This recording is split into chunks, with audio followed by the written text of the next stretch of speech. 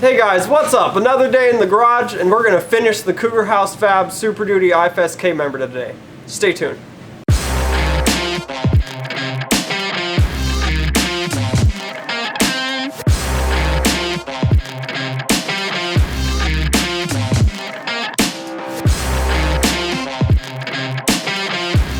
Like I was saying, guys, we're gonna finally button this K-member up today. We gotta weld the front pieces to the front tortoise legs into it, and then from there we'll move on to mounting the Cummins, but we'll see if we get there. Let's get started. Alright, we need to make these plates and the plates on the inside. And everybody's going to hate me for this, including Scott, but I'm making a cardboard template. It's just going to be way easier. This piece needs to be cut in two, so there's going to be a seam from there to there, which will probably just get welded. And it'll be two triangles. The way it's shaped, a square just won't fit. It's kind of twisted. The back side, I think I'm going to have to do the same thing on the back side too, actually. See, we got away with it in the back because the differences weren't nearly as extreme, but up front, it's a little different. This is going to be like the messiest box opening ever. Alright, that one's for Scott. I don't know what's in there. This one's for me. This is 3D printing stuff. And I'm opening it now because I'm impatient. And who doesn't love box openings? I don't even know what exactly is in here. I ordered a whole bunch of stuff. Try to fix my damn machine. Oh, sweet. Alright, so these are MOSFET relay things. So that my 3D printer can do what it needs to without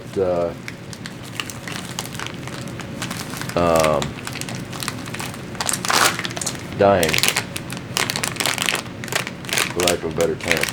So basically, the little controls from the main board on the 3D printer go into here, and the main power goes into here, and then to either the heat bed or the extruder or the fans or whatever. That way, the little tiny circuit board doesn't have to handle way more current than it can actually handle and burn itself again to death.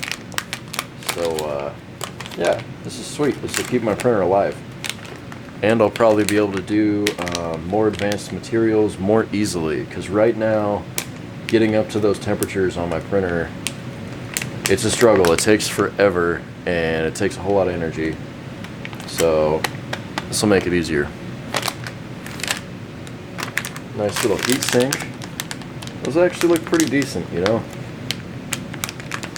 Those really don't look like really crappy Chinese things. They look like they're pretty decent. I mean, they're definitely Chinese, which is fine. But they're good quality Chinese stuff, which I'll take any day.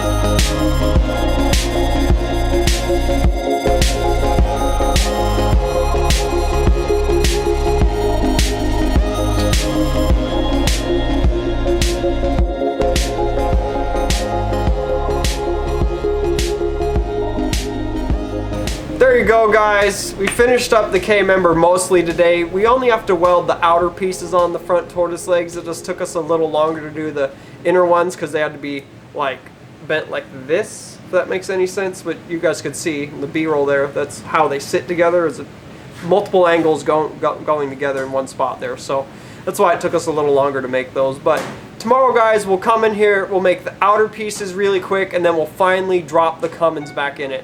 And then we'll move on to designing up and making some engine mounts, and then after that we'll make a transmission mount. But until then, guys, thanks for watching today. Thanks for being with us. Thanks for hanging on with this project. I know it's taken a little while, but making this or fabricating these kind of parts take time like this. It's something you can't just do overnight. That's why us fabricators and garages like us charge so much to do this kind of work, because it just takes a lot of time and you want something to look really nice. It's just that simple. But hey, thanks guys, thanks for being here. And check us out at cougarhousegarage.com. Check out our Facebook /Cougar House Garage, and we are Cougar House Garage on Instagram. All right, we'll see you guys tomorrow.